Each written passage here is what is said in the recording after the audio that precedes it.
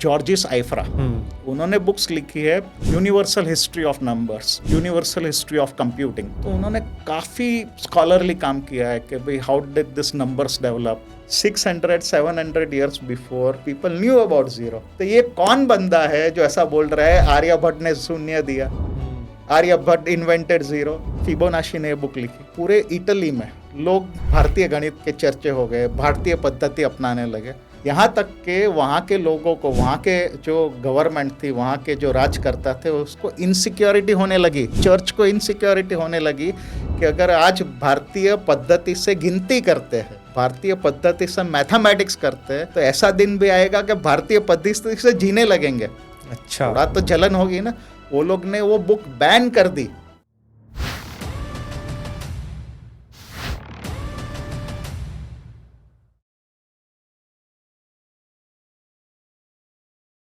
पिंगलाचार्य जी शायद वही है जिन्होंने बाइनरी सिस्टम भी दिया था, राइट? हाँ, तो बाइनरी सिस्टम में एक लोगों को बता देता हूँ कि उसमें से दो ही नंबर होते हैं, 1 and 0। एंड ये जो बाइनरी सिस्टम है, ये पूरा आज का जो हमारा कोडिंग है या जो भी डिजिटल सॉफ्टवेयर है, पूरा का पूरा बाइनरी सिस्टम पे डेवलप्ड होता है, राइट? तो इतना इम्पोर्टेंट है। तो मुझे ये बताइए ना कि बाइनरी सिस्टम ये इन्होंने कब बनाया और क्या सोच के बनाया? मैं बताता हूँ आपको। बहुत ही रोचक है, बहुत ही अनोखी चीज़ है कि आज के तारीख में हम लोग बोलते हैं ना, अभी आजकल वायरल वीडियो होता है कि ऑस्ट्रेलिया के प्रधानमंत्री भारत आए थे, समोसे खाए या फल का जूस पिया और उन्होंने ये यूपीआई से पेमेंट किया। हाँ जी।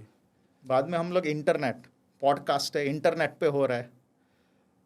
ऑल दिस मॉडर्न टेक्नोलॉजी, आज की जो हम लोग तकनीक यूज़ कर रहे हैं, डिजिटल टेक्नोलॉजी, आज का जो today's world is digital age, digital technology. तो मूल क्या है डिजिटल टेक्नोलॉजी का? Binary number system. ओके। कि अभी भारत की सबसे बड़ी देन क्या है? हम लोग बोलते हैं ना, इंडिया ने, जैसे वो पूरब और पश्चिम पिक्चर था मनोज कुमार का, मेरा भारत, और आजकल वो अक्षय कुमार ने भी एक मूवी में काफ़ी कुछ बताया था, नमस्ते लंदन। हाँ।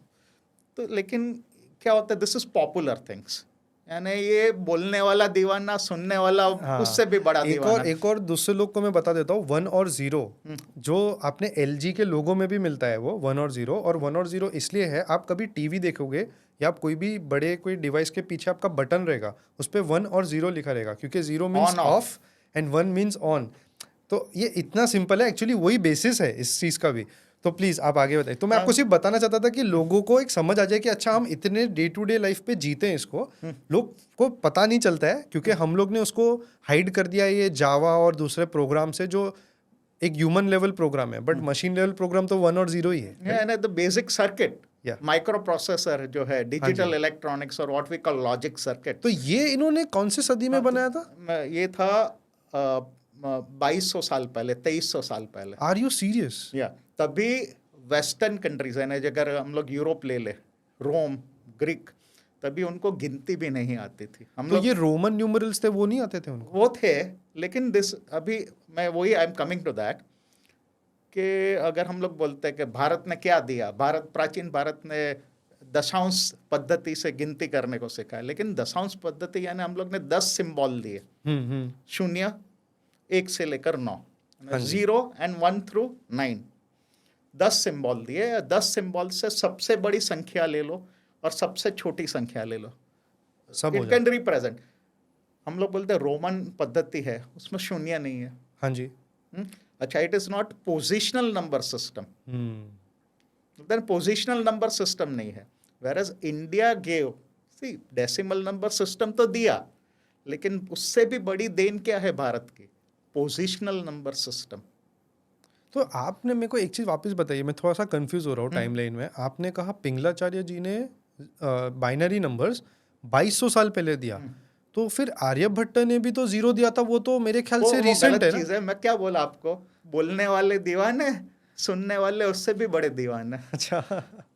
हम लोग बोलते हैं ना, मैं आपको एक दूसरी बात बोलता हूँ, मैं छोटा था ना, हाँ जी, तो भी हमारे बुजुर्ग या कोई भी रहता था ना, ऐसा मत करो, वैसा करो, ऐसा मत करो, वैसा करो। वो तो अभी भी होता है। क्यों बोलते? हमारे ग्रंथ में लिखा है, हमारे प्राचीन ग्रंथ में लिखा है। तो हम लोग मान जाते थे। थोड़ा बड़ा हुआ तो मैं पूछने लगा, ओके कौन से ग्रंथ में लिखा है, जरा दिखाएंगे। तो जब भी हम लोग न्यूज़पेपर मैगजीन में या फिर वो बोलते हैं ना व्हाट्सएप यूनिवर्सिटी के फॉरवर्ड में देखते, तो आप डू यू क्वेश्चन, आप सवाल पूछते हो कौन से ग्रंथ में है। सोर्स आजकल लोग पूछते हैं, सोर्स क्या है इसका, सोर्स क्या, अच्छा कौन से ग्रंथ में है, अच्छा ग्रंथ है तो हम लोग सी, आप जब ये रिसर्च पेपर रिसर्च आर्टिकल लिखते हो and you pick up some assumption और सम डेटा, मैंने कुछ उठाया तो मुझे लिखना पड़ता है ना कि so and so reference book से या so and so data book से मैंने लिया है डेटा, या मैं किसी और रिसर्च पेपर को जो मान्यता प्राप्त है, क्रेडिबल सोर्सेस हम लोग जो बोलते हैं, तो क्रेडिबल सोर्सेस हम पूछते हो। आर्यभट्ट ने पुस्तक लिखी है आर्यभट्टिया, जो गणित पे है, खगोल शास्त्र पे है। खगोल मतलब astronomy. Okay, so he was a mathematician astronomer. एक एस्ट्रोनॉमर को मैथमेटिक्स तो हाई लेवल पे खगोल आनी शास्त्र चाहिए। हम लोग जो बोलते हैं ना, अभी ये हिंदी में पॉडकास्ट हो रहा है तो मैंने कहा हिंदी वर्ड यूज करूं, खगोल Definitely. शास्त्र। नहीं, इसी बहाने लोग को मालूम पड़ेगा ये he was a mathematician astronomer, हाँ वो जी। गणितज्ञ थे और खगोलविद थे। ओके, तो अभी क्या होता है, आप किसको भी पूछो प्राचीन भारतीय गणितज्ञ, तो उनको 2-3 नाम मालूम है, आर्यभट्ट, ब्रह्मगुप्ता, भास्कराचार्य, तो और उसके आगे उनको पता ही नहीं और है। रिसेंटली एक रामानुजन बहुत सुनने में आता है, पर वो तो 100 साल 125 साल पहले थे। हाँ जी, लेकिन उसके आगे कॉमन इंडियन का नॉलेज है ही नहीं। हाँ जी, सो अच्छा, किसी दीवाने ने बोल दिया, आर्यभट्ट ने शून्य दिया, तो हिंदी पिक्चर वाले थोड़ी वो रिसर्च करने बैठने वाले हैं कि नहीं, पर मैं तो आज तक, अभी आप बता रहे हैं, मेरे हाँ। को तो आज तक वही लग रहा था कि आर्यभट्ट जी नहीं दिया है उनके, तो हम लोगों ने फर्स्ट सैटेलाइट भी उनके नाम पे। सैटेलाइट इट वाज इन उनका उनके सम्मान में नाम दिया है आर्यभट्ट। बाद में ये भास्कर भी था दूसरा सैटेलाइट। लेकिन कोई एक्चुअली अभी क्या होता है कि अपने जो स्कॉलर्स है, अपने जो विद्वान लोग हैं, यानी उनको कौन पूछने जाता है और उनको कौन सुनता है। यहाँ तो किसी पत्रकार ने लिख डाला, वो थोड़ी रिसर्च करने बैठा है। और दूसरी बात, वो पत्रकार है, is he from the technical background या साइंटिफिक बैकग्राउंड। और अगर बहुत ही ज़्यादा टेक्निकल लिटरेचर हो जाएगा तो सामान्य लोग तो पढ़ने वाले नहीं हैं। हाँ जी, सामान्य लोगों को छोड़ो, इंजीनियर भी कहाँ पढ़ने बैठते हैं, मैथमेटिक्स का रहता है। पर मुझे एक चीज बताइए, इतने सालों से ये फिर जो भ्रांति फैल रही है, तो let's set the record straight. लोगों तो को अचानक से क्यों बाहर निकल रही है? इतने टाइम तक किसी ने चैलेंज ही नहीं किया ये चीज को। क्या बोला ना, बोलने वाले दीवाने, सुनने वाले दीवाने। ऐसे तो पूरे एक फ्रेंच मैथमेटिशियन हिस्टोरियन है, मैथमेटिक्स की हिस्ट्री पे जिन्होंने काम किया है, जॉर्जिस आइफ्रा। उन्होंने बुक्स लिखी है universal history of numbers, universal history of computing. तो उन्होंने काफ़ी स्कॉलरली काम किया है कि भाई how did this numbers develop. अच्छा, उसके archaeological evidences, and I will talk about that, क्योंकि मैंने उस पर भी आर्टिकल लिखा है। अच्छा, यानी you know I am also a travel photographer and travel writer, जो मैंने काफ़ी सारे प्रवास कथाएं लिखी है। तो एक जो मैंने लिखा था नाणे घाट के ऊपर, तो नाणे घाट में देयर इज आर्कियोलॉजिकल एविडेंस, शिलालेख है जहाँ पे ब्राह्मी लिपि में 24,400 लिखा है। अच्छा, हाँ, and that is one of the earliest evidence. और ये कौन से साल का रहेगा ये चीज, क्या? जो ये शिलालेख है? 2100 साल पहले। 2100 साल पहले। और Brahmi, there are Brahmi symbols और Brahmi numerals which give you the number 24,400। And वापिस आप बता सकते हैं आर्यभट्ट जी कब आए थे, जब इनके 5वीं सदी में। तो मतलब लगभग 1700 साल या 1600 साल, 5वीं सदी में, 1500-1600 साल पहले। 1500-1600 साल। और मैं बात कर रहा हूँ अभी, let's come back to Pingalacharya. हाँ जी, तो पिंगलाचार्य थे 2200-2300 साल पहले। हाँ जी, और उन्होंने ग्रंथ लिखा था ये छंद शास्त्र। हाँ, उसमें 8 अध्याय है। ओके, 8वें अध्याय में ऐसे 20 सूत्र है ओके, जो गणित सूत्र कहे जाते हैं। ओके। बट छंद शास्त्र मतलब ये तो कुछ और ही चीज हो गया ना, गणित पे नहीं होगा। It is on what we call as prosody. Prosody means the study of poetic meters, यानी छंद। हाँ, जैसे एक अनुष्टुप छंद होता है, बहुत ज्यादा फेमस है वो। अनुष्टुप है, काफी सारे छंद है। जिसमें ये भुजग टाइप की प्रयातम, आपको ये रूल्स फॉलो करने पड़ेंगे व्हाइल राइटिंग द so श्लोक। I'll come to that. Let me come to that. So let's go step by step. Yes. तो जैसे मैंने कहा कि लोग बोलते हैं कि भाई इंडिया ने डेसिमल नंबर सिस्टम्स दिए, गिनना सिखाया, वो तो बात सही है। हाँ जी। लेकिन what is more significant, Okay. जिनको मैथ्स मालूम है, जो साइंटिफिक या टेक्निकल बैकग्राउंड से आते हैं, उनको मालूम है more than just the 10 decimal symbols. क्योंकि हम लोग 10 उंगलियां है हाथ में, तो हम लोग गिनते थे ना, तो इसलिए हम लोग ने दशांश पद्धति बनाई। लेकिन प्राचीन भारतीय गणित में हम लोग ने बाइनरी यानी बेस 2 नंबर सिस्टम बनाया। बेस 8 भी है, हाँ जी। ऑक्टल, और हेक्साडेसिमल भी। हाँ, तो या कोई भी बेस हो सकता है, बेस 7, बेस 5, बेस 6। अच्छा। हाँ, तो that is positional number system, that is more significant. Okay. See, 10 symbols came later. What is important is the positional number system. जैसे अगर आप देखोगे सुमेरियन या बेबीलोन, जो प्राचीन इराक, बगदाद, तो वहाँ पे उन्होंने base 60 number I think system, Mesopotamia उसको ही बोलते हैं। मेसोपोटामिया में वो लोग था उनका, और ये they were like developing, but they were not quite successful. इतना sophisticated system नहीं था, confusion था वहाँ पे। लेकिन coming back to this positional number system, so you can use any number has the base number. जैसे दशांश पद्धति हो गई तो 10 सिंबल है, डेसिमल, हाँ। हेक्साडेसिमल है तो 16 है, ऑक्टल यानी बेस 8 तो 8 सिंबल है। और उसमें तो आई थिंक 10वें नंबर से तो लेटर्स आने लग जाते हैं हेक्साडेसिमल में, क्योंकि आप भी तो कंप्यूटर इंजीनियर है, सो आपने काफी उसका इस्तेमाल किया है। हाँ जी। अच्छा, नहीं आप ऐसे नॉर्मली जो आर्टिस्ट होते हैं ना, जो एडिटिंग करते हैं, फोटोशॉप पे कुछ बनाते हैं, एनीवन वेबसाइट बनाता है, तो इन लोग के ना ज़्यादातर जो वेब कलर्स होते हैं, जो ये लोग कलर्स यूज़ करते हैं, इन्हें एक एग्जैक्ट नंबर चाहिए रहता है, लोगो बनता है, तो वो हेक्साडेसिमल नंबर ही देते हैं यूजुअली। हाँ, तो इन्हें भी पता है, सिर्फ इंजीनियर्स को नहीं पता है। हाँ, आर्टिस्ट को भी, क्योंकि they are the when you use computer graphics, they are very sophisticated softwares. हाँ जी। And it involves a lot of physics also. Yes. The physics of Angles. display devices. And when you use sound editing, so you are taking computer technology or digital technology to a different dimension or a different level. So अभी ऐसा है कि लोग ऐसा कहते थे कि 17वीं सदी में लिबनीज, जो न्यूटन के कंटेम्पररी हुआ करते थे, यानी न्यूटन के ज़माने के थे, न्यूटन और लिबनीज ऐसा कहते हैं कि भाई उन्होंने कैलकुलस डेवलप किया। I will come back to that कि इंडिया में कैलकुलस डेवलप हुआ था। I will come to that later on. Calculus एक आसानी शब्द में क्या बोलेंगे उसको? I will come to that later on, otherwise we will. अच्छा, we are not talking about calculus. I will come to that definitely. क्योंकि अगर मैं एक लिस्ट बताऊँ तो आपने अभी बोल दिया पैस्कल ट्रायंगल, फिर पाइथागोरस थ्योरम, अलजेब्रा, फिर अपन ने अभी देख लिया बाइनरी सिस्टम, डेसिमल और जीरो के बारे में पहले से पता था। अब वो ठीक है, थोड़ी क्लैरिटी और मिल गई कि आर्यभट्ट नहीं, उसके 600 साल पहले से पता था, या उससे भी ज़्यादा। वो तो 600 साल पहले तो सिर्फ थ्योरी में दिख रही था। हाँ जी।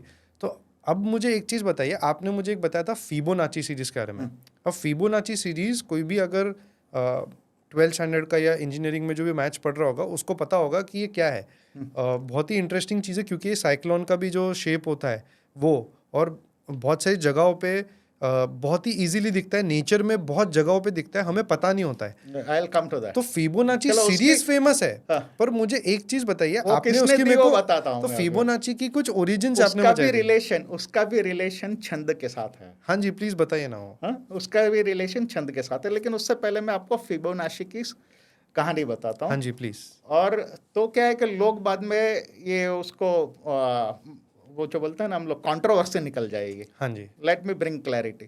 तो फिबोनाची जो थे वो 900 साल पहले, तकरीबन 900 साल पहले इटली के पीसा शहर में, जहाँ पे leaning tower of Pisa, leaning tower है वहाँ, बरोबर। तो वहाँ के वो ही वॉज बॉर्न, यानी वहाँ के वतनी थे, ही केम फ्रॉम पीसा। तो उनका जो बोलते हैं ना childhood, early youth years was spent in north Africa. उन्होंने उत्तर अफ्रीका में जब वो बड़े हो रहे थे, यानी उनका अर्ली यूथ यानी स्टूडेंट डेज, यानी he was in north Africa. Okay. और उत्तर अफ्रीका में वो लगातार अरब व्यापारियों के संगत में आते थे, उनके साथ उनका लेना देना होता था। और अरब लोग का क्या था कि भाई वो भारतीय लोगों के भारत के साथ भी व्यापार करते थे, ये मेडिटेरेनियन यानी ये मेडिटेरेनियन सी के थ्रू यूरोप के साथ भी ट्रेड करते थे और ईस्ट अफ्रीका के साथ भी ट्रेड करते थे। ईस्ट अफ्रीका, नॉर्थ अफ्रीका, जैसे मिस्र हो गया, जैसे इजिप्ट हो गया, लीबिया, ये सब एरिया हो गया, मिडिल ईस्ट भी हो गया और फिर या Turkey so and everything. Rather entire that coast of Arabian Sea. Okay.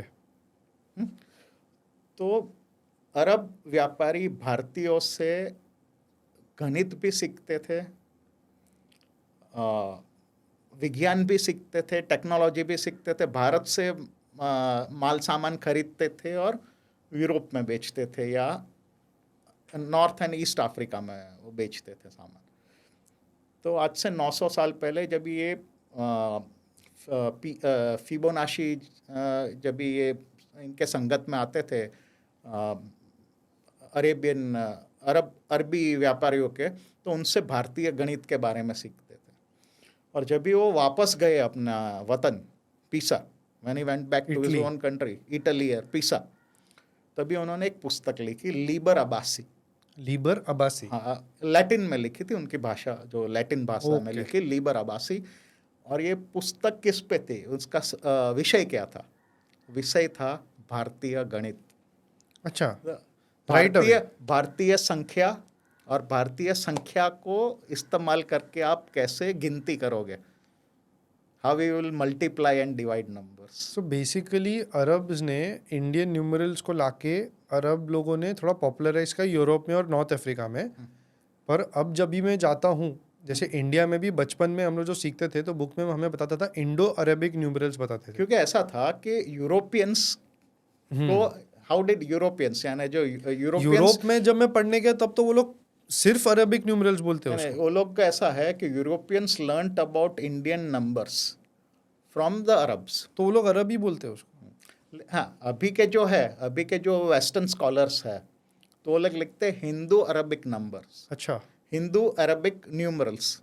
क्योंकि अरब लोग बोलते थे कि भारतीय संख्या है, भारतीय गिनती की पद्धति है, तो वो लोग उसको हिंदू अरबिक नंबर्स बोलते थे। अभी तो वो लोग सिर्फ उसको हिंदू नंबर से बोलते हैं, हिंदू यानी भारतीय। Are you sure? क्योंकि जो यूनिवर्सिटीज है ना लोअर लेवल पे, ये तो आप मेरे ख्याल से आप स्कॉलर्स लोग साथ बहुत ज़्यादा बात करते हैं। अगर आप इनको रिफर करोगे, जैसे जो प्रिंसटन के स्कॉलर्स है, MIT स्टैनफोर्ड के स्कॉलर्स है, जैसे स्टीवन स्ट्रॉगेट्स है, मार्कस डू सॉतॉय है, जो लीडिंग मैथमेटिशियंस है या लीडिंग मैथमेटिक्स हिस्टोरियंस है, they credit only the Indians. Okay. And not only that, जब भी हम लोग पाइथागोरस थ्योरम की बात करेंगे तभी मैं आपको और एक चीज़ बताऊंगा जो आपने कभी सुनी नहीं होगी। ये काफ़ी बोलते हैं चौंकाने वाली चीज़ है। प्लीज बताइए ना। Let me come to that Okay. Stage, थोड़ा सस्पेंस रहने दो। ओके। तो ये फिबोनाची ने भारतीय गणित पे पुस्तक लिखी। यस। और भारतीय गिनती हमको मालूम है इतनी सरल है, और हम लोग बड़े से बड़े गिनतियाँ जो बोलते हैं ना, multiplying to big numbers is very very easy. अपने यहाँ 9 साल का बच्चा भी वो कर लेता था, और वहाँ पे एक बहुत बड़ा विद्वान भी इतनी आसानी से नहीं कर पाता था। क्यों? क्योंकि हमारी जो गिनती की पद्धति थी it is so sophisticated yet so simple कि हम लोग we take it for granted. बात तो सही है। सो इफ यू, अगर आप आइंस्टाइन को सुनोगे, दूसरे वेस्टर्न स्कॉलर्स को सुनोगे, तो they praise Indian mathematics a lot. Reason being कि जो इतनी सोफिस्टिकेटेड है फिर भी सरल है, that we take it for granted. नहीं, आप जब कह रहे हैं कि सोफिस्टिकेटेड है, डेफिनेटली एक लेवल पे आज भी हम जी रहे हैं। आज सारा इंटरनेट, डिजिटल, स्मार्टफोन, एनीथिंग जो भी आपको बोलना है, सब 1 और 0 पे डिपेंडेंट है। और जो आपने लघु गुरु की बात कही, मुझे अभी एक चीज़ समझाइए कि आपने एक कॉम्बिनेट्रिक्स जो हमने लघु गुरु में समझा, आपने कहा था कि उसमें कुछ 24 नाम ऑफ विष्णु है। Let me go step, Fibonacci से हम लोग जंप मार रहे हैं। I have to first explain Fibonacci series. I know it is very exciting, very बोलते हैं ना ये interesting things, but stage by stage जाते हैं हम लोग। तो फिबोनाची ने बुक लिखी, तो पूरे इटली में लोग भारतीय गणित के चर्चे हो गए, भारतीय पद्धति अपनाने लगे। अच्छा, यहाँ तक के वहाँ के मतलब एक लोगों को, फिबोनाची के वजह से अलग हाँ, ये लीबर अब्बासी बुक की वजह से इतना फर्क पड़ गया। हाँ, यहाँ तक के वहाँ के लोगों को, वहाँ के जो गवर्नमेंट थी, वहाँ के जो राजकर्ता थे, उसको इनसिक्योरिटी होने लगी, चर्च को इनसिक्योरिटी होने लगी कि अगर आज भारतीय पद्धति से गिनती करते हैं, भारतीय पद्धति से मैथमेटिक्स करते हैं, तो ऐसा दिन भी आएगा कि भारतीय पद्धति से जीने लगेंगे। अच्छा थोड़ा तो जलन होगी ना। वो लोग ने वो बुक बैन कर दी। अच्छा और ये सब चीज़ मैंने नहीं बनाई है, मैंने ये वेस्टर्न स्कॉलर्स की बुक से पढ़ा है। उन लोग Okay. ने ये बुक बैन कर दी, लेकिन लोगों ने वो बैन माना नहीं। अच्छा ये जो था उसको कि भाई हम लोग बैन नहीं मानने वाले, हम लोग भारतीय तरीके से ही गिनती करेंगे। अच्छा, तो आज हम लोग जो बोलते हैं 1 then 1 then 1 + 1 2 2 + 1 3 3 + 2, यानी आगे की दो संख्या को जोड़ के हम लोग दूसरी next Fibonacci series, yes. Fibonacci sequence. तो फिबोनाची ने जो सीक्वेंस दी है उसकी किताब में, वो 200 साल पहले या काफ़ी, यानी 400-500 साल पहले बनाई गई थी भारत में। वीरहांक करके थे अपने अच्छा। एक एक्सपर्ट, जिन्होंने वीरहांक संख्या कहा जाता है। ओके तो जैसे हम लोग ये हमने कहा ना कि ये लघु गुरु के अरेंजमेंट से कि एक पद में फिक्स नंबर ऑफ सिलेबल्स या फिक्स नंबर ऑफ स्वर है। जैसे एक लाइन में 5 है या एक लाइन में 8 है, तो फिक्स नंबर ऑफ स्वर हो गए। अच्छा, अभी लघु और गुरु स्वर है। अभी जैसे लघु स्वर है तो हम लोग उसको एक मात्रा बोलते हैं, गुरु स्वर है तो 2 मात्रा है। ओके हम लोग बोलते हैं ह्रस्व और दीर्घ में सॉरी की बोलते हैं, छोटा की बड़ा की। तो फर्क क्या है? छोटी की को बोलने में कम समय लगता है, बड़ी की को बोलने में बोलते हैं ना आधी ये छोटी मात्रा बड़ी मात्रा, यानी की जो म्यूजिशियंस है, तो वो हमेशा वो फिक्स नंबर ऑफ स्वर से काम नहीं करता है, फिक्स नंबर ऑफ मात्रा। कि लघु रहने दो या गुरु रहने दो, नंबर के हर एक लाइन में जो जैसे सॉन्ग है, गीत है, तो मात्रा कितनी है कि 5 मात्रा या 8 मात्रा। तो लघु आपको 1 मात्रा देगा, गुरु आपको 2 मात्रा देगा। तो फिक्स नंबर ऑफ मात्रा, और वो मात्राएं सेम रहनी चाहिए बाद में, और उसमें लघु और गुरु का अरेंजमेंट बैठा। तो वो उसमें से निकला आपका मात्रा मेरु।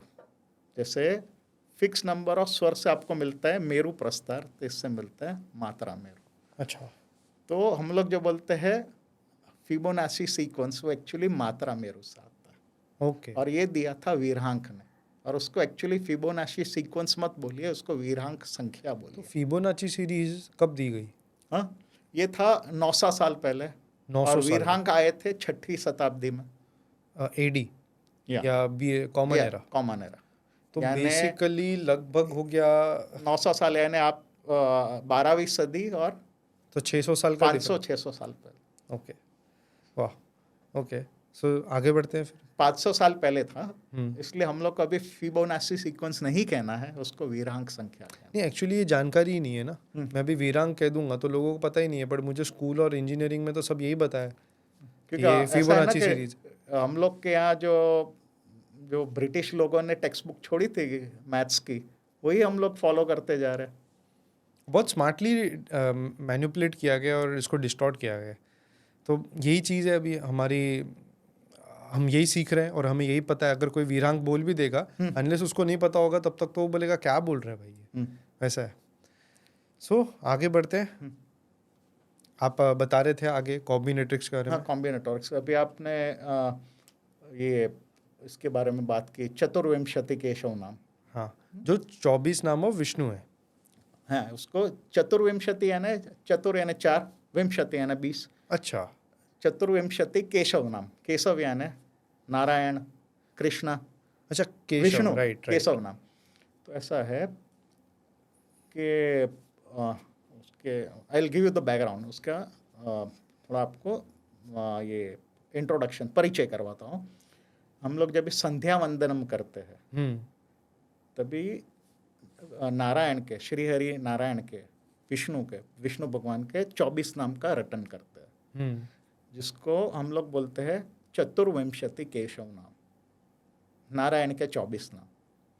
तो 24 क्यों है, 23 क्यों नहीं है, या 26-27 क्यों नहीं है, सिर्फ 24 क्यों है? पता नहीं, इसका कारण है क्योंकि ऐसे तो सहस्त्र नाम भी है ना। हाँ, तो नहीं, वो सहस्त्र नाम है, लेकिन ये 24 नाम का महत्व, ज्यादा महत्व है। ओके। और ये हम ऐसे लोग तो जब 24 अवतार भी आता है विष्णु जी का। ये हम लोग जब भी संध्या वंदनम करते तभी ये 24 नाम का याद करते हैं या उसका स्तुति करते हैं। ओके। तो नारायण के 4 हाथ है, ओके। और 4 हाथ में 4 आयुध है। कौन से है? शंख, पद्म, गदा और चक्र। हाँ जी। शंख, पद्म, गदा और चक्र। तो ये 4 चीजें जो है, तो हम लोग उसको 24 तरह से अरेंज कर सकते हैं। Okay. 4 things can be arranged in 24 ways. Okay. 4 चीज़ों को 24 तरह से हम लोग अरेंज कर सकते हैं, उसका अरेंजमेंट। तो हर एक अरेंजमेंट में 4 हाथ है, 4 आयुध है, तो उसको 24 तरह से हम लोग अरेंज कर सकते हैं। अच्छा, तो अगर आप कोई भी नारायण या विष्णु मंदिर में जाओगे तो मूर्ति एक सरीख ही है। Only difference is the arrangement of this 4 things, शंख, पद्म, गदा और चक्र। उसका अरेंजमेंट के हिसाब से यूनिक नेम है। For every unique arrangement you have 1 name. तो पद्मनाभ स्वामी, इसमें क्या था? तो ऐसा है कि हर एक अरेंजमेंट का एक नाम है। हाँ। ये अरेंजमेंट है शंख, पद्म, गदा, चक्र, या उसके 24, तो हर एक अरेंजमेंट का एक नाम है। तो ऐसे अगर आप देखोगे जो संध्या वंदन हम करते हैं उसमें उसका पूरा लिस्ट है। मेरे पुस्तक में मैंने उसका 24 नाम दिए हैं और उसके नाम के बाजू में उसके अरेंजमेंट है। ओके। तो unique name for every unique arrangement. So that is why you have 24। कुछ आप नाम बता सकते कि ये जब इधर होते हैं हाँ, तब इनका ये नाम होता है, तो उसका कोई लॉजिक? पूरा लिस्ट मैंने दिया है। ओके। पूरा ये बुक में पूरा लिस्ट है, नाम और उसका अरेंजमेंट। ओके। सो अभी ऐसा है कि ये लेट मी गिव अनदर, दूसरी एक बात बताना चाहूँगा कि जैसे ये 24 नाम है, ये 24 अरेंजमेंट और हर एक अरेंजमेंट का एक नाम है। तो भास्कराचार्य का लीलावती पुस्तक है। तो आज से 900 साल पहले, यानी 1150 में, 1150, हाँ आई थिंक 1150 में अपने भास्कराचार्य ने पुस्तक लिखी थी लीलावती। एक्चुअली उन्होंने पुस्तक लिखी थी सिद्धांत शिरोमणि, तो उसका एक पार्ट है Lilavati. Lilavati is a book on arithmetics. Okay. और कहा जाता है कि भास्कराचार्य के बेटी का नाम था लीलावती। ओके। और उनकी बेटी को गणित सिखाने के लिए उन्होंने ये पुस्तक लिखी लीलावती। अच्छा। Books name was given after his daughter, है ना, उसके बेटी के नाम पे से पुस्तक का भी नाम रखा लीलावती। और लीलावती में सब गणित है, उसमें कॉम्बिनेटोरिक्स भी है। और कॉम्बिनेटोरिक्स के चैप्टर में उन्होंने एक एग्जाम्पल लिखा है कि महादेव के 5 सिर है और 10 हाथ है, और 10 हाथ में 10 आयुध है, तो कितने अरेंजमेंट होंगे? अच्छा, वैसे ही श्री हरि विष्णु के 4 हाथ है और उनके हाथ में 4 आयुध है, तो उसके कितने अरेंजमेंट होंगे? ओके। तो ही इज रिफरिंग टू चतुर्विंशति केशव नाम in his book. Okay. Lilavati. अच्छा। ओके। तो अभी दूसरा एक एग्जांपल देता हूँ कि अपने मुंबई में तकरीबन 90 साल पहले एक मंदिर बनाया गया था। गिरगाम में फणसवाड़ी करके जगह है। ओके। और फणसवाड़ी में बालाजी मंदिर है। ओके। तो वो बालाजी मंदिर के आउटर वॉल पे, यानी आउटर वॉल पे ये सारे स्वरूप के मूर्तियां है। अच्छा, और ये 24 जो आप कह रहे हैं। हाँ, पूरे सब 24 स्वरूप की मूर्तियां है और मूर्ति के नीचे उनके नाम लिखे गए हैं, अच्छा, जैसे पद्मनाभ, विष्णु, कृष्ण, केशव, तो पद्मनाभ जो एक मधुसूदन, पद्मनाभ स्वामी एक बहुत बड़ा मंदिर है साउथ में, हाँ। जहाँ पे मेरे ख्याल से 3 पार्ट में उनका मूर्ति भी डिवाइडेड है, राइट? मुझे उसके बारे में ओके, ज़्यादा क्योंकि मालूम नहीं है। उसके उसमें तो ये भी आता है कि उनके पास बहुत ज़्यादा खजाने में अभी भी इतना हाँ, सोना है। उनके वो जो है वो कक्ष हाँ, है तो जो उनके जो पद्मनाभ का मतलब क्या होता है, अगर आप ब्रेक कर सकते हैं? नहीं, मुझे वो अच्छा, ठीक है, I don't have that knowledge. Okay. So आगे बढ़ते हैं। लेकिन पद्मनाभ स्वामी का हम लोग बाद में आगे बात करेंगे, जैसे वो आपने यू जो want to talk in the monuments वाला? हाँ मॉन्यूमेंट्स सेक्शन। तो आपने मुझे एक और चीज़ बताई थी, वो थी चेस के इन्वेंशन के बारे में। तो चेस का इन्वेंशन भी मैथ से रिलेटेड है? नॉट रिलेटेड टू मैथ्स, लेकिन उसमें एक अनोखी कहानी है। अच्छा, ऐसा कहा जाता है कि जिस ऋषि मुनि ने जिस ये आचार्य ने ये गेम बनाई थी, बोर्ड गेम चेस, चेस को संस्कृत में और अपने भारतीय भाषाओं में चतुरंग कहते हैं। ओके, तो चतुरंग शब्द आता है चतुरंगी सेना। चतुरंगी सेना यानी जिसमें आपके पायदड़ यानी फुट सोल्जर्स है, कैवलरी यानी घुड़सवार है, फिर एक रथी है और एक हाथी है। हाँ जी, तो ये 4 अंग हुए चतुरंगी सेना के। ओके, तो उसमें से चतुरंगी सेना में से वो शब्द आया चतुरंग। ओके, तो it was a board game hmm, for it's a game of strategy for war games. It's a game of strategy for war strategies. तो कहा जाता है, ऐसे एक बहुत ही प्रचलित, बहुत ही फेमस कहानी है, स्टोरी है, which must be at least 1500-1600 year old, और अभी ये पूरी वर्ल्ड फेमस स्टोरी है। जॉर्ज गैमो करके नोबल विनिंग फिजिसिस्ट है, उन्होंने भी अपनी एक पुस्तक में ये कहानी के बारे में लिखा है। ओके, उनके बुक का नाम है 1 to 3 infinity. It's a book on physics. 1 2 3 infinity 3 infinity. यानी 1 to 3 and so on up to infinity. Okay, dot, dot, dot. 1 2 3 से लेकर इन्फिनिटी, अनंत तक। ओके, ऐसा। Got it, yes. तो उन्होंने एक कहानी के बारे में लिखा है, यानी इतनी प्रचलित या फेमस कहानी है। तो ये जो ऋषि मुनि एक राजा के पास गए और राजा को ये गिफ्ट दिया, बोर्ड गेम ऑफ चेस, चतुरंग ऐसा। राजा बहुत खुश हो गए, कह रहे वाह, तो बड़ी अजायब गजब की ये गेम है, बहुत ही गजब खेल है ये, बहुत ही उपयोगी है। खुश हो गए। तो राजा ने योगी को कहा कि आपको जो चाहिए इसके लिए इनाम आप मांग लो, तो जो चाहिए आप मांगो, मैं दूंगा आपको। तो योगी ने कहा, भाई मैं तो, ऋषि मुनि ने कहा कि मैं तो बहुत ही सीधा साधा आदमी हूँ, और हम लोग तो योगी, हम लोग को क्या ज़्यादा चाहिए, थोड़ा बहुत अनाज दे दो। लेकिन उसमें ऐसा है कि दिस इज 8 by 8 यानी 8 वत्ता 8, ये स्टोरी बहुत फेमस है, ये स्टोरी बहुत फेमस है। हाँ तो जी, देयर आर 64 स्क्वायर्स। हाँ जी, ठीक है, 64 खाने हैं। तो पहले खाने में एक दाना, फर्स्ट स्क्वायर में अन्न का एक दाना, अन्न का यानी गेहूं का एक दाना रखें। ओके, दूसरे में 2, तीसरे में 4, चौथे में 8, 16, 32, डबल करते जाइए। ऐसे डबल करते जाइए। तो यू हैव 1 to 64। तो बस इतना अनाज दे दो मुझे। राजा भी बोला, मांग मांग के बस इतना ही मांगा। अच्छा, तो उन्होंने कहा वो मंत्री जी को, दे दिया जाए अनाज। तो ये लोग ने शुरू किया, पहले पहले तो 1 2 ऐसा, लेकिन जब भी जैसे जैसे खाने बढ़ते गए, यानी स्क्वायर्स Okay. गिनती बढ़ते गई, तभी पता चला कि उनका पूरा का पूरा जो अन्न का गोदाम था पूरा खाली हो गया।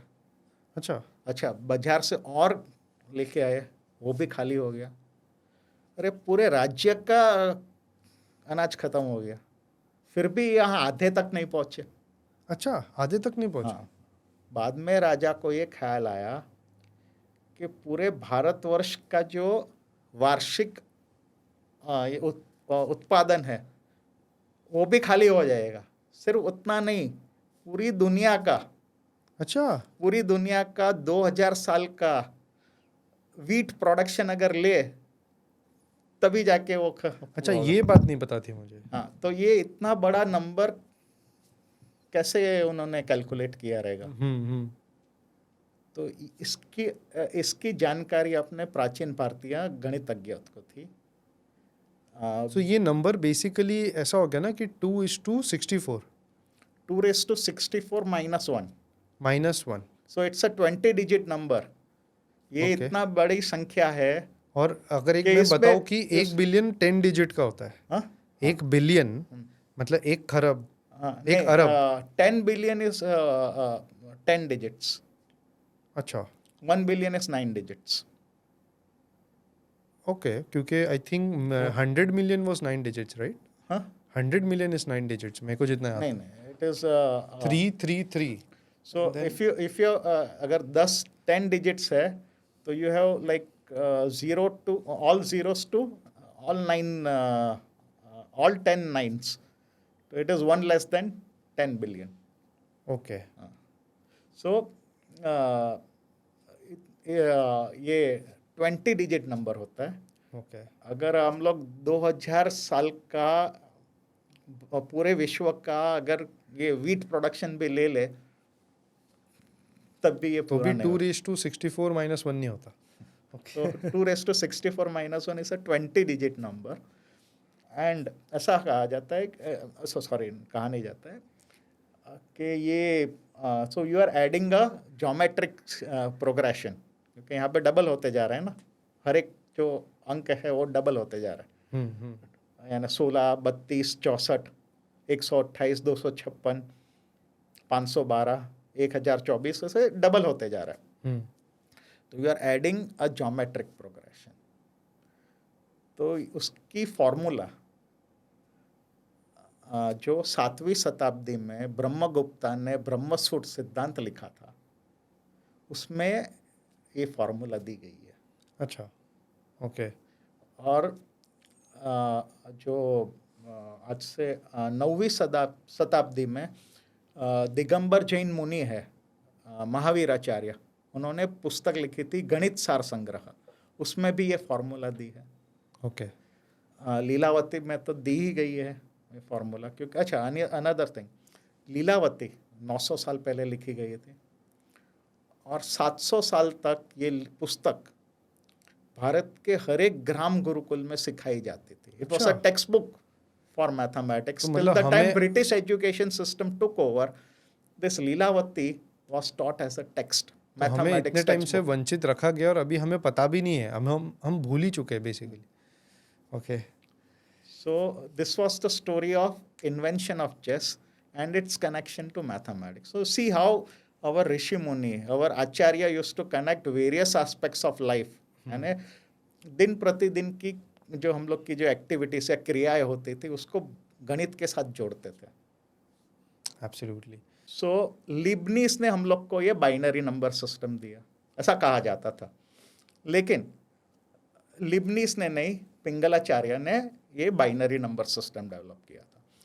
तो हम लोग, लेट मी एक्सप्लेन, मैं आपको समझाता हूँ कि बाइनरी नंबर सिस्टम मैंने छंद, लोग बोलते हैं ना पोएटिक मीटर, छंद, और बाइनरी नंबर सिस्टम्स यानी कविता, हाँ जी, या फिर श्लोक, छंद और मैथमेटिक्स का क्या कनेक्शन है? वही मैं सोचा, क्योंकि आपने जब वो कहा और आपने कहा कि पिछले लास्ट के अध्याय में 20 सूत्र लिखे, तो मैं इसलिए मैं आपको पूछा कि छंद तो कुछ और चीज होती है। और हाँ, तो अभी मैं आपको उसका बेसिस समझाता हूँ। जी, तो पोएटिक मीटर, छंद और गणित का, तो छंद कैसे होता है कि ये छंद हम लोग को मालूम है कि कविता में वो मीटर में लिखा जाता है, छंद रहना चाहिए। जो कविता और गीत लिखते हैं या सुनते हैं उनको छंद के बारे में मालूम होता है। तो संस्कृत और भारतीय भाषा में छंद का ये क्लासिफिकेशन, यानी आप कैसे उसको क्लासिफाई करते हो, बेसिक यूनिट क्या है छंद का, तो भारतीय भाषा में दो प्रकार के स्वर होते हैं, एक तो लघु स्वर, दूसरा होता है गुरु स्वर। अच्छा। जैसे हम लोग बोलते हैं ना, छोटी मात्रा, बड़ी मात्रा, हाँ जी। अ आ, का, की, ऊ। तो हम लोग बोलते हैं ह्रस्व और दीर्घ। ओके। तो लघु स्वर और गुरु स्वर से ह्रस्व और दीर्घ। तो मैं अगर का, तो क लघु है, का गुरु है। ओके। तो हम लोग जो बोलते हैं इंग्लिश में उसको syllables, short syllable, long syllable. तो इसे लघु स्वर और गुरु स्वर। तो लघु स्वर और गुरु स्वर के अरेंजमेंट, तो उससे बनता है छंद। लेट अस से कि हर एक लाइन में या हर एक वो लाइन में फिक्स नंबर ऑफ स्वर है या सिलेबल्स है या कैरेक्टर्स है। कि लेट अस से कि हर एक लाइन में 8 सिलेबल्स है, तो उसमें 8 सिलेबल है, तो यू कैन अरेंज 8 लघु एंड 8 गुरु स्वर। सब लघु हो सकते हैं, सब गुरु हो सकते हैं, या लघु गुरु का कोई भी अरेंजमेंट हो सकता हाँ है। जी। तो अगर 8 स्वर है तो 256 डिफरेंट अरेंजमेंट हो सकते हैं। अच्छा। जो कॉम्बिनेटोरिक्स के मैथमेटिक्स से वी नो, अगर 8 स्वर है तो 2⁸, तो यू कैन हैव 256 अरेंजमेंट मिल सकते हैं। तो अभी let me give you example. जैसे आदि शंकराचार्य ने काफ़ी सारे ये स्तुतियाँ लिखी है। जैसे नर्मदाष्टकम, बिल्वाष्टकम, बाद में भवानी अष्टकम। अभी हाँ, भवानी माँ हमारी कुल देवी है, और वैसे भी गुजराती घरों में ये भवानी अष्टकम का पाठ होता है। ओके। तो मैं उसका थोड़ा एक उदाहरण देता हूँ। न तातो न मातो, न तातो न माता, न बंधुर न दाता। ओके। तो ये पहला लाइन है, that is the first line of Bhavani Ashtakam. न तातो न माता, न बंधुर न दाता, यानी न पिता न माता, ओके। न भाई न तो अगर आप ये लाइन देखोगे और उसमें अगर आप स्वर देखोगे तो लघु गुरु गुरु, लघु गुरु गुरु, लघु गुरु गुरु, लघु गुरु गुरु, 12 स्वर है। ओके। और उसका आप अरेंजमेंट देखो, लघु गुरु गुरु, लघु गुरु गुरु, लघु गुरु गुरु, लघु गुरु गुरु। अच्छा। यानी 12 है तो 2⁻12, यानी 4096 अरेंजमेंट हो सकते हैं। तो ये जो है न तातो न माता, न बंधुर न दाता, तो ये है भुजंग प्रयातम छंद। भुजंग यानी सर्प, ओके। प्रयातम यानी उसका चलना, मूवमेंट। तो ऐसे छंद होते हैं, अरेंजमेंट ऑफ लघु एंड गुरु स्वर। ओके। तो अभी अगर मैंने ऐसा कहा कि भाई मेरे यानी एक पाद यानी फुट ऑफ द मीटर, यानी हम लोग बोलते हैं कोई भी आप श्लोक ले लो तो उसमें 4 पाद होते हैं, 4 क्वार्टर्स। पाद यानी पैर, यानी उसको और कुछ मत समझिएगा, संस्कृत में पाद यानी पैर, फुट। या सो यू हैव 4 क्वार्टर्स और 4 foot in a poetic metre. कोई भी एक श्लोक ले लिया, वर्स ले लिया, सूत्र ले लिया, तो 4 पाद हैं। तो ये हर एक पाद में आपका ये अरेंजमेंट होगा और हर एक वो रिपीट होगा, ये सेम पैटर्न। तो लेट अस से कि मेरे हर एक पाद में 4 अक्षर है या 4 स्वर है, तो 2⁻4 यानी 16 अरेंजमेंट्स हो सकते हैं। तो बेसिकली पिंगलाचार्य वॉज, यानी उन्होंने जो ग्रंथ लिखा छंद शास्त्र, यानी पूरा एक साइंटिफिक स्टडी किया, तो he was categorising, indexing and analysing poetic metres.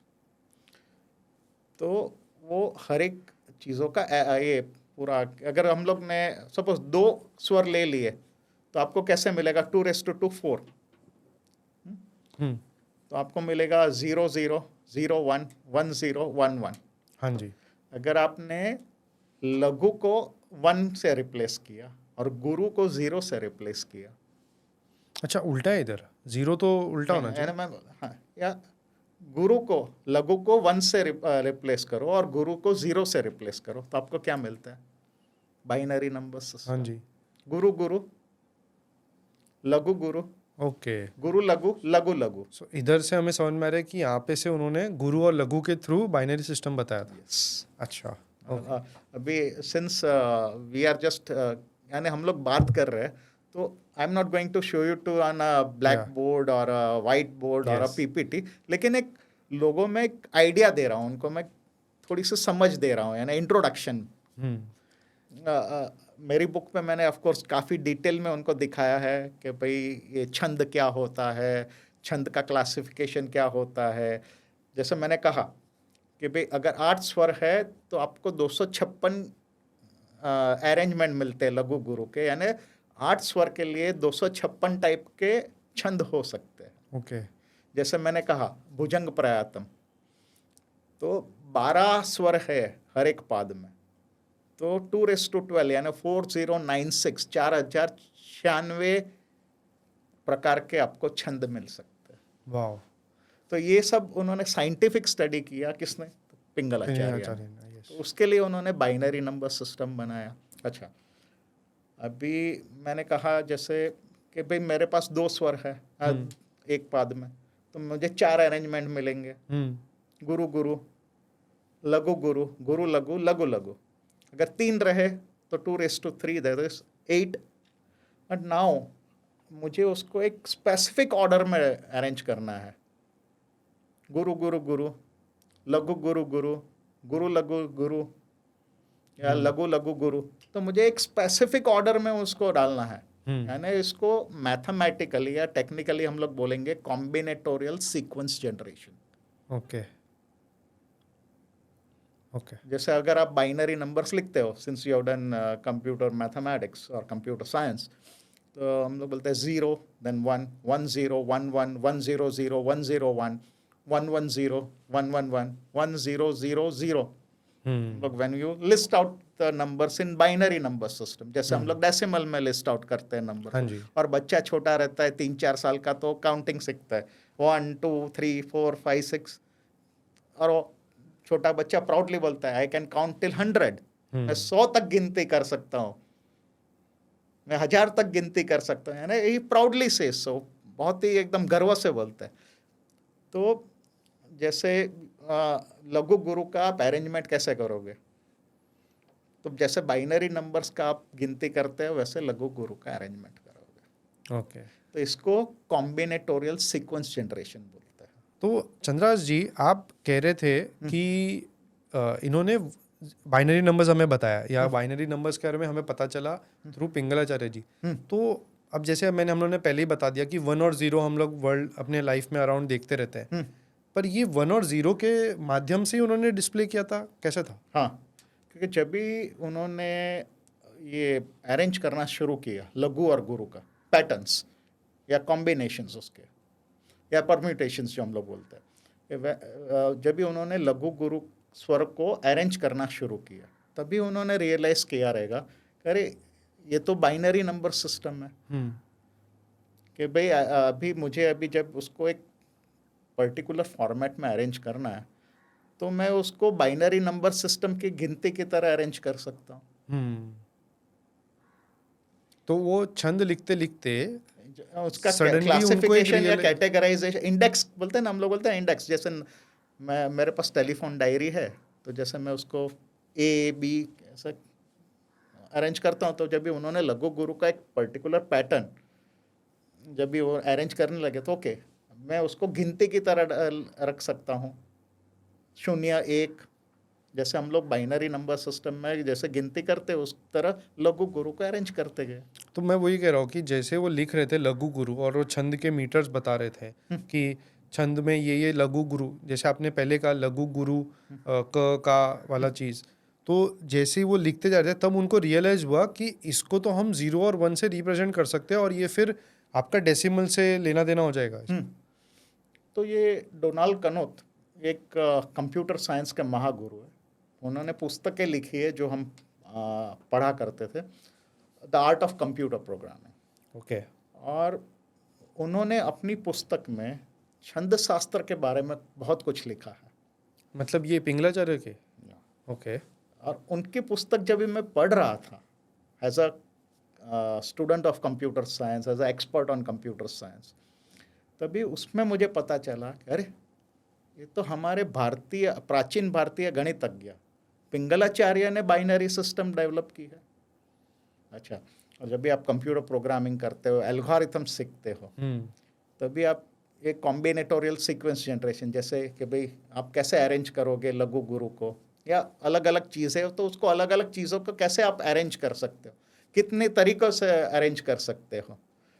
तभी उन्होंने लिखा है, डोनाल्ड कनुथ ने बताया है कि सबसे पहले और सबसे sophisticated algorithms for combinatorial sequence generation, यानी how you are going to arrange laghu and गुरु,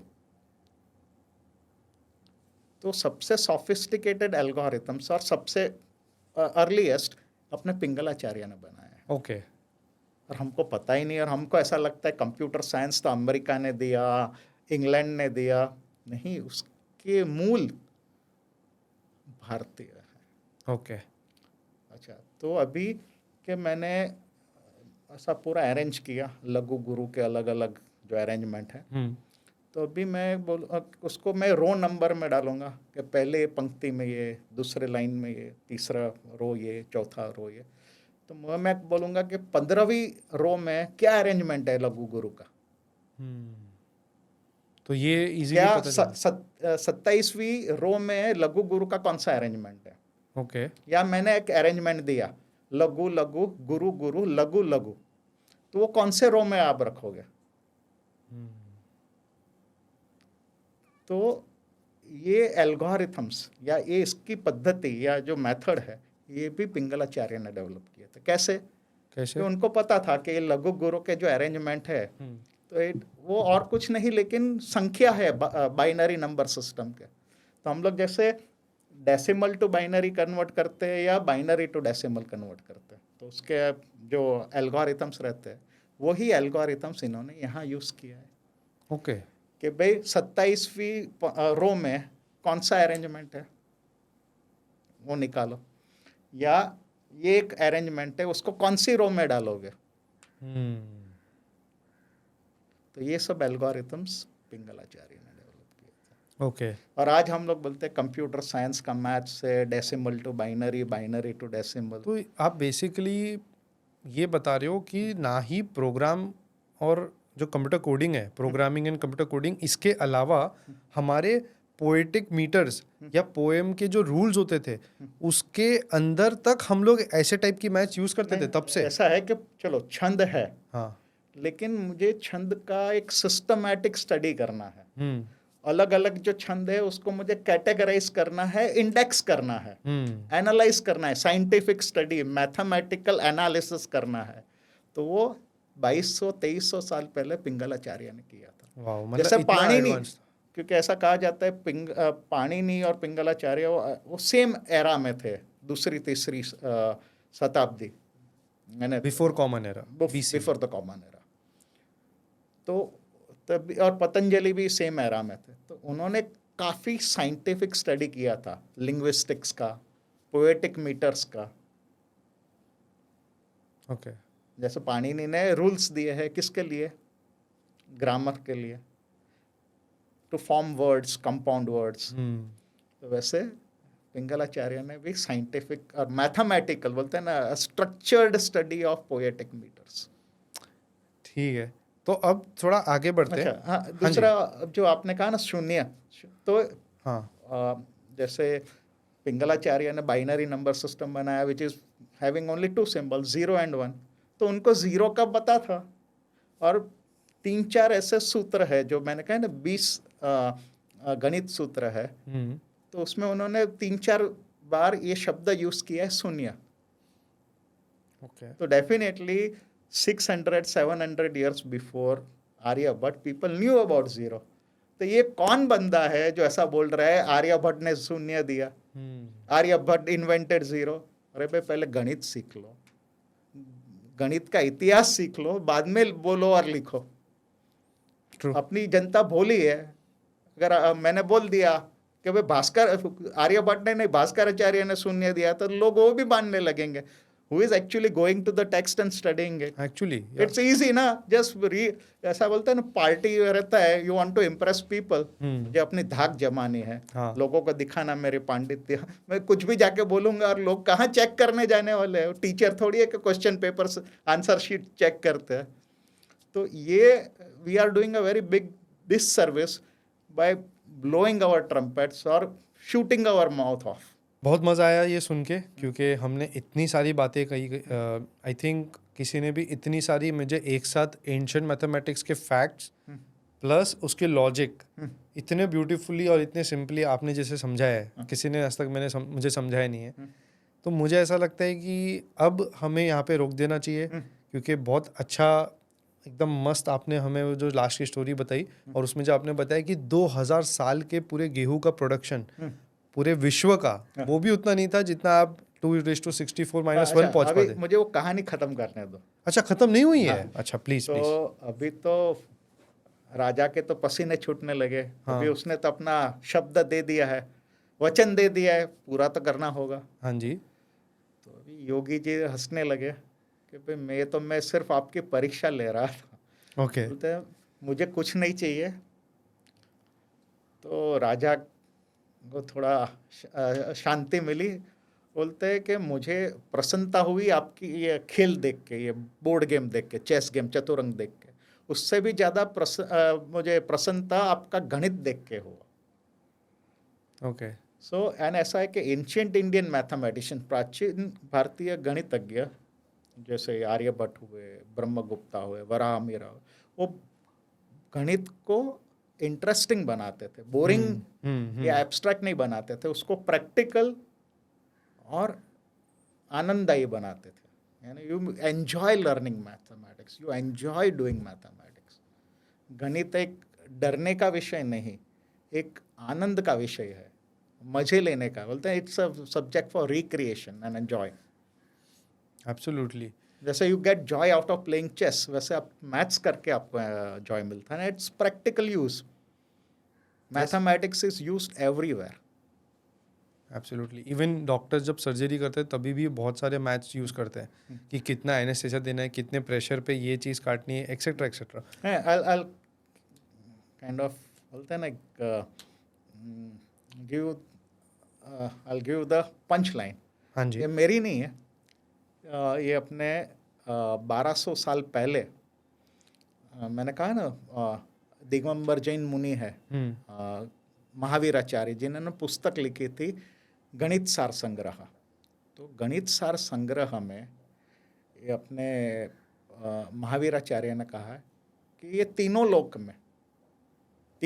में ऐसी कोई भी वस्तु, जीवित या मृत्यु, हम लोग बोलते हैं लिविंग और non living, there is no such, बोलते हैं तीनों लोक में ऐसी कोई भी चीज़ नहीं है, लिविंग और नॉन लिविंग, के विच इज बेरेफ्ट ऑफ मैथमेटिक्स। ऐसा कोई भी चीज़ या विषय नहीं है जहाँ पे गणित का उपयोग ना होता हो।